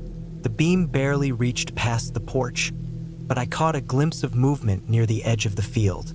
It was low to the ground, like someone crouching, but too big to be a person. I couldn't see a face, just the shape. It moved slowly, then disappeared behind the barn. I didn't sleep after that. By the third day, I was ready to leave, but my car wouldn't start. I tried everything, jumping it, checking the fuel, but it just wouldn't turn over. My phone had no signal either. The only way to get help was to walk to the nearest road, which was about 3 miles away. I decided to wait until the next morning when it was light. That night was worse than the others. I heard footsteps on the porch, slow, uneven steps that made the wood creak. I stayed still in bed, holding my breath. The footsteps stopped right outside the door, then the handle rattled. It wasn't a knock or a push. It was like whoever was there was testing it, slowly turning it side to side. I gripped the flashlight tight and pointed it toward the door, but I didn't move or make a sound. Eventually, the noise stopped and everything went quiet again. When morning came, I went outside. The ground around the porch was covered in mud, and there were footprints, bare footprints. They were wide and deep, not like normal ones. The toes looked uneven, longer, almost like claws, but not quite. I followed them around the cabin, and they led straight toward the woods where the shed was. That was enough for me. I packed my stuff, slung my bag over my shoulder, and started walking toward the main road. The path through the woods felt different in daylight, quiet but not peaceful. The air was heavy, and I kept hearing faint cracks behind me, like twigs snapping under light steps. I didn't look back. As I passed the shed, I noticed the lock was gone. The door was slightly open. I don't know why, but I looked inside. The smell hit me first: metal, rot, and something sour. Inside, the floor was stained dark. There were chains bolted to the walls, a few old buckets, and what looked like a pile of torn clothes in the corner. Some were soaked, some stiff like they'd been there for years. On the far side of the wall, there were deep scratch marks running across the wood, uneven and frantic, like something had been clawing its way out. That's when I finally understood why my uncle had lived out here alone all those years, why he never invited anyone to visit. Whatever had been in that shed, it hadn't been an animal. I didn't stay another minute. I walked until I reached the road, then kept walking until a farmer's truck picked me up and drove me to the nearest town. I never went back for the car, never told anyone exactly what I saw. A few months later, I read in the local paper that the old farm had burned down in a fire. They said it was likely caused by lightning, but no one had been living there. The report mentioned that some of the firemen found animal bones near the remains of a shed, mixed with something they couldn't identify. I didn't need to know what it was. I already knew. Even now, years later, I still dream about that sound. The scraping metal, the slow dragging across dirt, and those steps on the porch. Every time I hear something outside at night, even if it's just the wind or a branch hitting the window, I freeze, because I can't stop thinking that maybe whatever was locked in that shed didn't die in the fire. Maybe it's still out there, somewhere in those empty fields, dragging itself through the dark.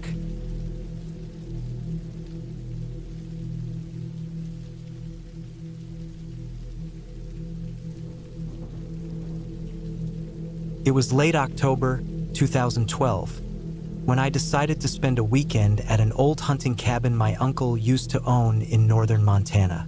I was 29 then, living in Billings, working construction, and honestly just tired of being around people. I hadn't been hunting in years, but I remembered the cabin from when I was a kid. A plain wooden structure sitting on the edge of a forest line, about 2 miles from a narrow dirt road that most people didn't even know existed anymore.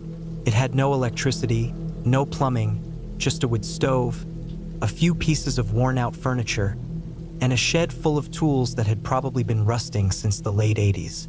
I wanted a quiet weekend, just me, a rifle, and the cold air. The drive took about 7 hours.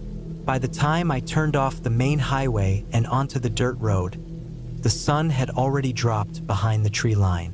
I remember how empty that road felt. No tire tracks, no sign of anyone having been there for months. It was just long stretches of forest and the sound of gravel crunching under the tires. The further I went, the more uneasy I started to feel. The kind of quiet that hung over that area didn't feel peaceful. It felt heavy, like even the wind didn't want to move through those trees. When I reached the clearing where the cabin sat, I stopped the truck and just sat there for a minute with the headlights cutting across the field. The cabin looked smaller than I remembered, half buried in weeds with the roof sagging slightly in the middle. The paint had long since peeled off, leaving the gray wood exposed and rough. The windows were dusty and dull, one of them cracked across the corner. Inside, it smelled like damp wood and something faintly metallic, maybe old nails or rusted tools. I brushed off the small table near the door and set down my duffel bag. The floor creaked under every step. There was still a stack of firewood beside the stove, though it looked old and dry. I lit the first fire just to get some warmth going, then went outside to get the rifle and flashlight from the truck. I didn't plan to hunt that night. I just wanted to check the place out, maybe walk around the clearing a bit before it got too dark. But the forest was already thick with shadow, and the air had that sharp, cold smell of wet leaves and dirt. The woods behind the cabin stretched far, so dense that even in daylight, it looked darker than it should. The trees there were mostly pine, tall and straight, their needles scattered thick across the ground so you couldn't hear your own steps properly. That night, I cooked a can of beans on the stove and ate in silence. The only sound was the fire crackling and the wind scraping lightly against the windows. Around midnight, I started hearing noises, faint but distinct. Not the usual forest sounds either. These were heavy, irregular footsteps outside. At first, I thought it might have been a deer or maybe even a bear, but the steps sounded too deliberate.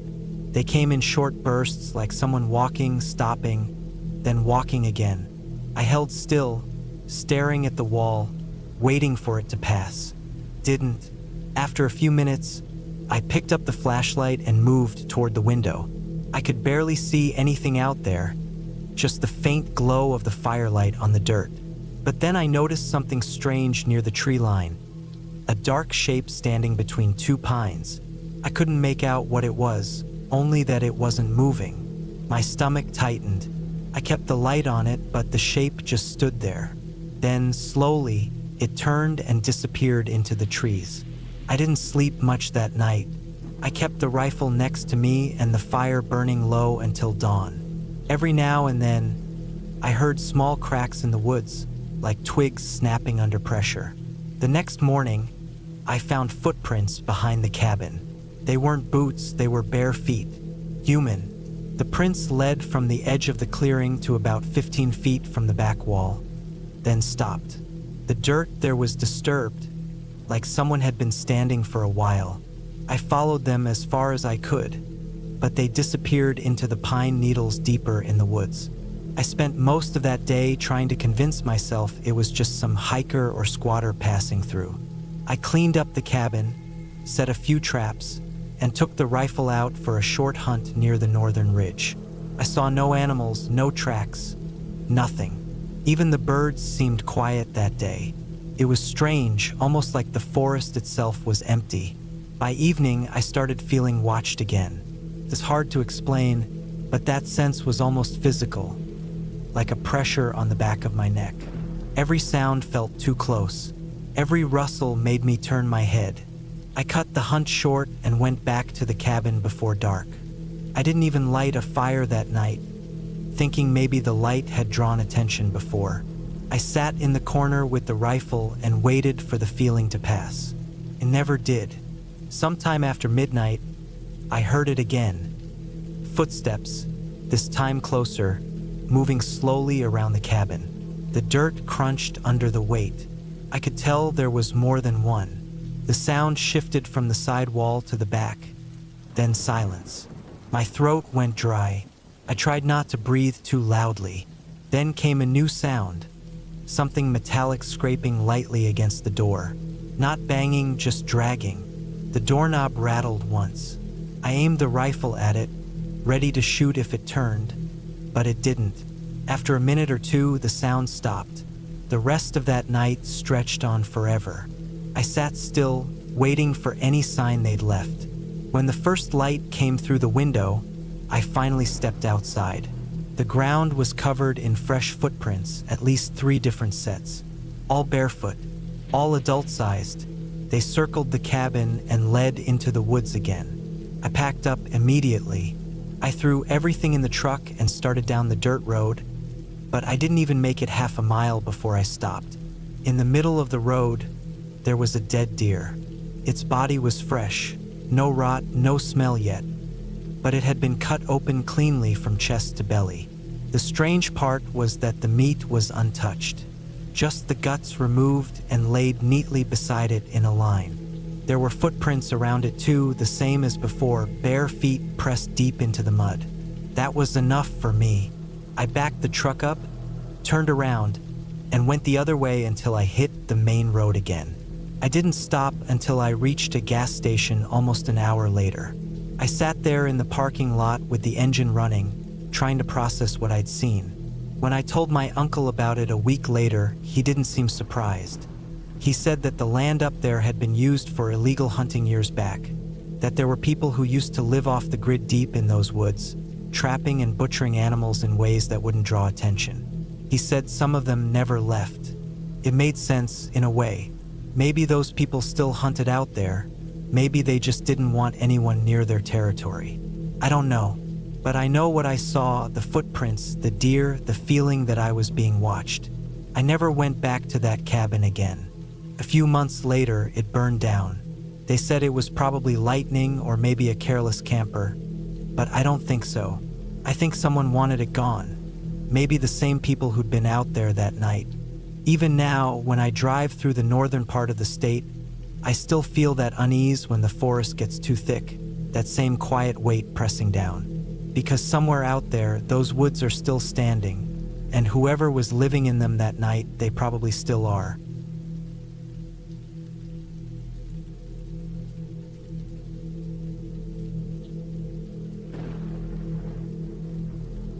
It was late autumn in 2013 when I decided to take a short trip up north, somewhere quiet, away from people and noise. I was 29 at the time, burned out from work, and tired of the constant routine of the city. I rented an old pickup truck and started driving through the countryside of northern Michigan. The plan was simple: find a remote cabin listed online for cheap, spend a few days in peace, maybe do some hiking, and clear my head. The drive took longer than I expected. The further I went, the emptier the roads became. Trees on both sides leaned over the narrow asphalt road, their branches scratching the edges of my truck as I passed. The GPS lost signal after a while, and I had to rely on printed directions that came with the rental listing. The instructions said the cabin was about 10 miles off the main road, near a small lake. When I finally reached the turnoff, the road became dirt, rough and covered with scattered branches and stones. I remember thinking how no one in their right mind would drive this route regularly. There were no signs of human life anywhere. No mailboxes, no fences, not even old tire marks. It was just forest. Thick, endless, and dead silent. After what felt like half an hour of bouncing over rocks, I saw the roofline of the cabin ahead through the trees. It looked smaller than I expected. The wood siding was gray and weathered, the windows dusty and cracked. The front steps were half rotten, and the front door hung slightly off its frame. I got out of the truck and stood there for a moment, breathing in the cold air. It smelled of damp earth and pine. The only sound was the wind moving through the leaves. Inside, it was worse than the photos online. The air was stale and cold, and it smelled faintly of mold and old smoke. There was a small kitchen area with a rusted sink and some broken cabinets. The floorboards creaked with every step. A single table stood in the center, one leg propped up by a stack of magazines from the 1990s. In the corner was a wood stove with a cracked pipe, and near it, a pile of half-burned logs. There were 2 rooms, one main room and a smaller one at the back. The back room had a cot, an old metal frame with a thin mattress. The sheets were yellowed, and there were mouse droppings on the floor. The window in that room looked out toward the woods, and even though it was still afternoon, it felt dark in there. I unpacked my stuff, set up my sleeping bag on the cot, and lit a lantern I brought. The plan was to stay 2 nights, maybe 3. I didn't mind the rough conditions. It was exactly what I wanted. Quiet, alone. But as the evening came, the quiet started to feel heavier. There were noises outside that I couldn't place. Small cracks, like twigs snapping or something brushing against the wall. I told myself it was just the wind or small animals. Still, the feeling of being watched crept in.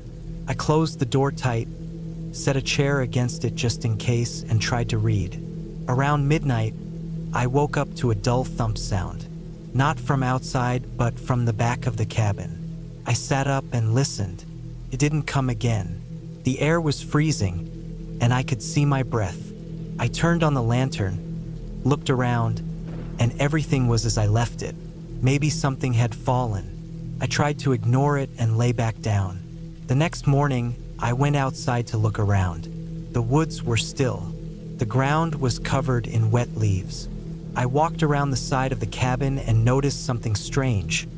Footprints in the mud. They weren't fresh, but they weren't old either. They led from the back of the cabin toward the tree line. They weren't my boot prints. These were smaller, bare, and uneven, like someone walking without shoes. I felt a cold wave run through me. Maybe someone else used this place, maybe a squatter or a hunter. I checked the woods for signs of movement, but there was nothing. Just silence and a light drizzle coming through the branches. I went back inside and checked everything again. I made sure the windows were locked. I even moved one of the cabinets against the back door.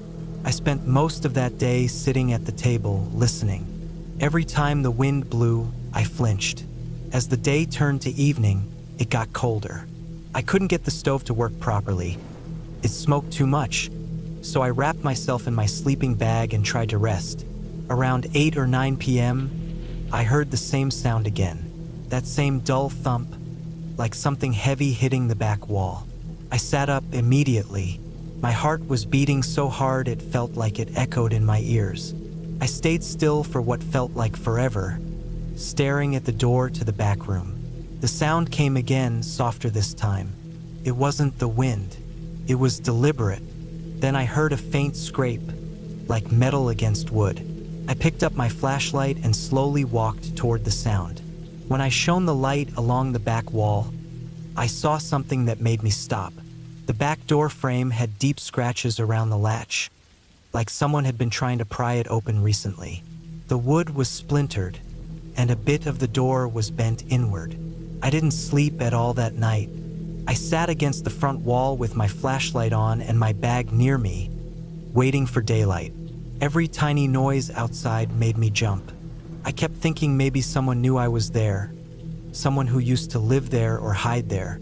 At dawn, I decided I was leaving. I packed everything as fast as I could and went outside to load the truck. The air was thick with fog, and it was hard to see past a few meters. When I went around the cabin to grab a water jug I'd left by the back, I froze. There were fresh footprints, the same bare, uneven ones, but this time they were new. The edges were sharp, and they led from the back door all the way to the tree line again. They weren't there last night. Whoever made them had been there while I was inside. I dropped everything and got into the truck. The engine took a few tries to start, and every second felt like forever. I drove down that dirt road as fast as I could, bouncing over rocks, gripping the steering wheel so tight my hands hurt.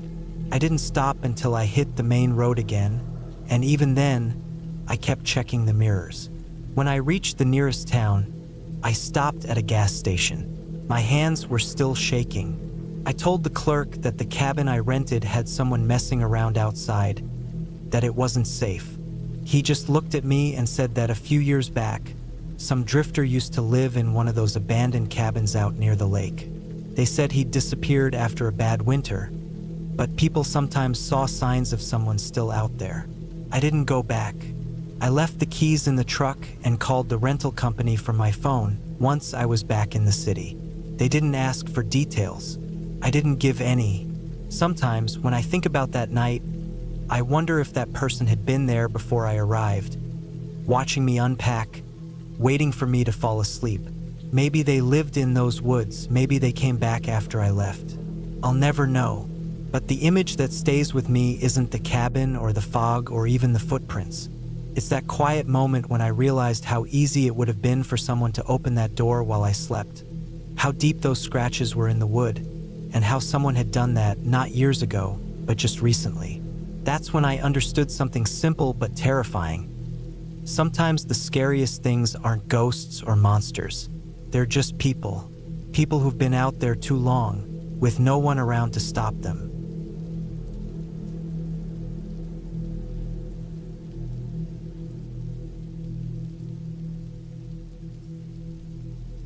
It was the winter of 2019 when I decided to take a trip to a remote cabin in northern Arizona. I'd been working long hours at my job in Phoenix, and I needed to clear my head. The cabin belonged to a friend of mine who had inherited it from his uncle. A quiet, weathered place surrounded by thick pine forests and rocky hills. The nearest town was more than an hour away, and once I got there, my phone barely had any signal. That was fine with me. I wasn't looking for company or distractions. I wanted silence, some cold air, and a bit of solitude. The drive up took most of the afternoon. The further I got from the city, the more the landscape changed.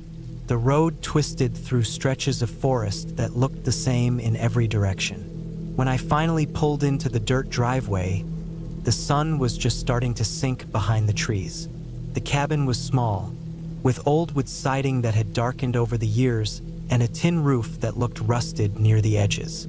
There was a single porch light that flickered weakly when I switched it on. The air was cold and sharp. Inside, it smelled faintly of wood smoke and dust. The place hadn't been used in months, but it was clean enough. There was a wood stove in the corner, a couple of chairs, a small kitchen, and a single bedroom at the back. I unpacked what little I brought, some food, my clothes, and a book, and got a fire going in the stove.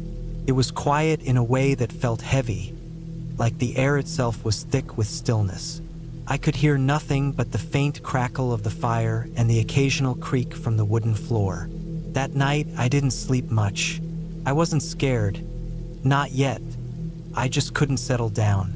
The wind outside was strong, pushing against the trees and making the walls groan. Every now and then, I'd hear what sounded like footsteps crunching in the snow outside, but I told myself it was just branches breaking or animals moving around. Coyotes were common in that area. I'd seen one earlier that day while driving up. The next morning, I woke to find thin tracks in the snow behind the cabin. They were shaped oddly, longer than a dog's, narrow at the heel but wide at the front, almost like a person's bare foot, though no sane person would be walking barefoot in that cold. I crouched down and touched one, and it felt slightly melted, as if it had been made when the snow was still soft, maybe during the night. I tried not to think too much about it. I went about my day, cut some wood, took a short hike nearby, and read by the fire in the afternoon. That evening, just after sunset, I noticed something strange. I was sitting by the window eating when I saw movement between the trees. At first, I thought it was a deer or maybe a coyote, but then it moved differently. Upright, unsteady, like someone trying to walk after being injured. It stepped behind a tree, and I waited to see it come out the other side. But it didn't. I kept watching for another minute, but there was nothing. The forest was motionless again. I tried to shake it off. It was probably just my imagination, or maybe the fading light playing tricks. But later, when I stepped outside to get some more wood, I noticed the air felt strange. The forest had gone completely silent. No wind, no insects, no distant calls of animals. Just dead silence. Even my own breathing sounded too loud. I grabbed the logs and went back inside quickly, locking the door behind me. That night, around midnight, I woke up to the sound of scraping outside the cabin. It was faint at first, like someone dragging something along the wall. Then it moved closer to the window. I lay there, staring at the dark ceiling, my body frozen. The scraping stopped, and for a moment there was nothing. Then I heard something else. A light tapping sound, slow and spaced out, coming from just outside the window by the bed. It stopped after a few seconds. I forced myself to get up, grabbed my flashlight, and looked out through the glass. The beam of light hit the snow, the trees, and then nothing. No movement, no footprints that I could see. I stood there for a long time, listening. The wind had picked up again, and I tried to convince myself that it was just a branch hitting the wall. Eventually, I went back to bed, though it took me hours to fall asleep. The next morning, I went outside to check around. There were new tracks, fresh, leading from the woods to the side of the cabin and back again. The same odd shape as before, human-like, but not quite. The stride was uneven, as if whoever or whatever it was had one leg shorter than the other. My stomach turned when I noticed that the tracks circled the cabin twice before heading back into the trees. That day, I decided to pack up and leave the next morning.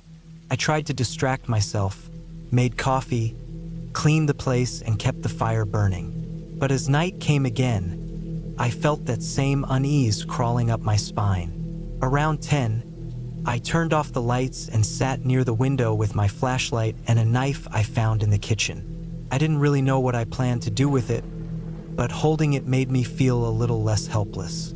Around midnight, I saw movement again. Something stepped out from between the trees. My flashlight beam shook in my hand when I caught it in the light. It was a person or something shaped like one. Its clothes looked torn, and its skin was pale, almost gray in the light. It moved awkwardly, like its joints didn't bend right. It stopped about 30 feet from the cabin and tilted its head, staring toward me. I couldn't make out its face clearly, but I swear its mouth looked too wide, stretching oddly as if it was forcing a grin. It stood there for what felt like forever. Then it crouched suddenly, moving low to the ground, and I lost sight of it behind a pile of firewood near the porch. I turned off the light and backed away from the window, heart pounding so hard I could hear it in my ears. I waited for some sound, footsteps, movement, anything, but there was nothing. I didn't sleep that night. I sat up until dawn, knife still in hand, staring at the window and the door. When morning finally came, I went outside again. The snow around the porch was disturbed, deep prints all around it, circling again and again. Whatever that thing was, it had come close, too close. I packed everything in a hurry and started my truck, praying it would start in the cold. As I drove away, I kept checking the mirrors, expecting to see something running behind me. I didn't stop until I hit the main road. Later that week, after I got home, I called my friend who owned the cabin and told him I'd left early because of some strange animal activity. He told me something that made my skin crawl. A few months before, a hiker had gone missing in that same area. They found his campsite torn apart and tracks, bare footprints, leading off into the forest, but they never found him. After that, I didn't go back to that part of Arizona again. I still think about it sometimes, mostly at night when I can't sleep. I can still see that shape standing in the snow, its head tilted toward me, watching. Whatever it wasn't an animal, and it wasn't my imagination. It was something that moved like a person but wasn't one anymore. And the worst part is that when I left the cabin that morning, I had the strangest feeling it was still out there, watching from between the trees, waiting for me to come back.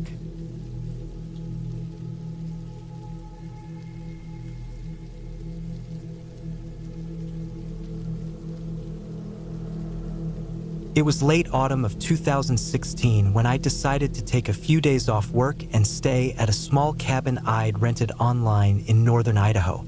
I was 32 back then, tired from long weeks of construction work, and I just wanted to be alone somewhere quiet. The cabin was listed as secluded, peaceful, and near a small lake, which sounded perfect. I didn't bother telling many people, just texted my sister where I was going in case of an emergency. The drive was long, about 6 hours from where I lived in Spokane. The farther north I went, the less traffic I saw. The asphalt turned into gravel, then finally into a narrow dirt road that wound through thick pine trees. My truck jolted on every bump, and I could hear the crunch of dry leaves under the tires. There were no signs, no cell service, and the air felt colder than it should have been for that time of year. I remember thinking that it was a good kind of silence, the kind that makes you feel away from everything. When I finally reached the cabin, it was smaller than the pictures had shown. The paint on the wooden walls had faded into a grayish color, and the steps to the porch creaked badly when I carried my bags inside. The cabin had one room with a small kitchen, a bed, a table, and a wood stove that smelled faintly of smoke. There was an old radio on the counter and a note from the owner that said there was no power but a generator in the shed out back if I needed it. I didn't mind. I wanted quiet anyway. The first night was peaceful. I cooked some canned soup on a small gas stove and sat outside watching the sky turn dark. The stars were clearer than I'd seen in years. I could hear frogs from the lake nearby and the wind moving through the trees. I went to bed early, falling asleep to the sound of the wind pushing against the cabin walls. The next morning, I went down to the lake with a folding chair and a thermos of coffee.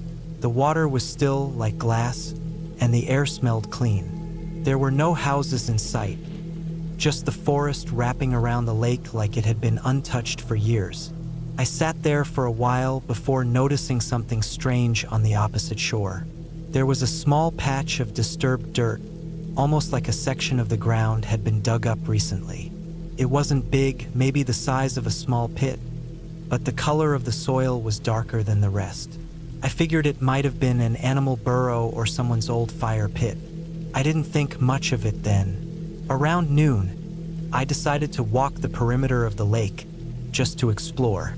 The forest floor was soft with pine needles, and my boots left faint tracks. As I got closer to that dark patch of ground, I realized it wasn't an old fire pit. It looked like something had definitely been buried there not too long ago. The soil was still loose, and there were small drag marks beside it, like something heavy had been pulled before being covered up. I crouched down and touched the dirt. It was damp and cold. For some reason, the smell was off. It wasn't the smell of soil or rot exactly, but a mix of both. I stood up and felt uneasy. My stomach tightened, and I couldn't explain why. Maybe it was just the thought that someone had been here recently, even though the cabin was supposed to be in the middle of nowhere. I went back to the cabin, trying to shake the feeling. The rest of the day I spent reading an old paperback I'd brought, but I couldn't focus. Every so often I'd look out the window, half expecting to see someone walking along the trail, but the forest stayed still.